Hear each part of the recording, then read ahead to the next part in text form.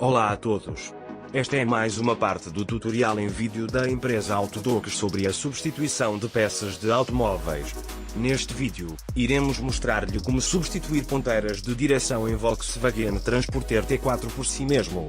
Veja abaixo a descrição dos links para a nossa loja virtual onde pode comprar as peças de reposição. Solte os parafusos de montagem das rodas.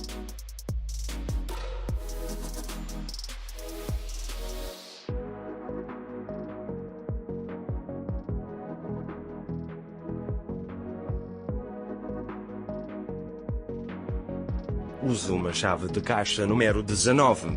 Solte a porca de fixação na extremidade do terminal de direção.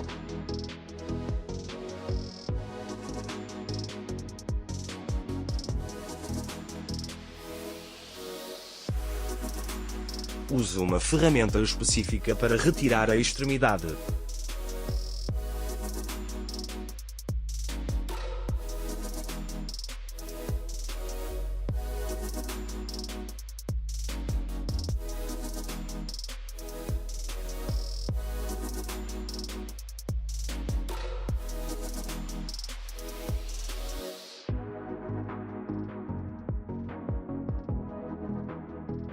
Use uma chave de bocas número 24. Solte a porca de bloqueio que prende o terminal de direção à barra de direção.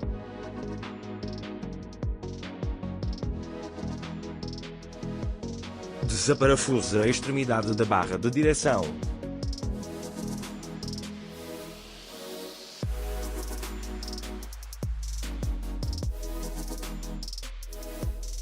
A parafusar um novo terminal de direção.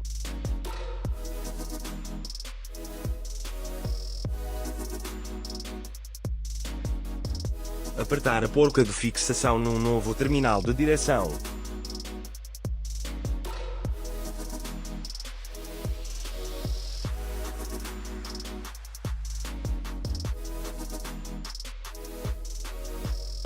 Apertar a porca de bloqueio do terminal de direção.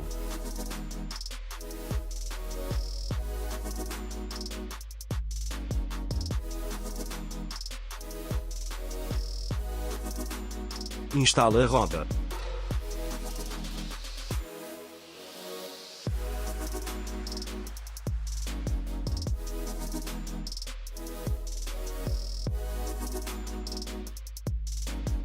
Verifique e, se necessário, ajuste o alinhamento da roda no Volkswagen T4.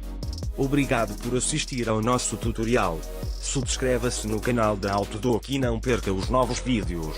Se gostou deste, clique no botão gosto e compartilhe com os seus amigos. Tenha um bom dia.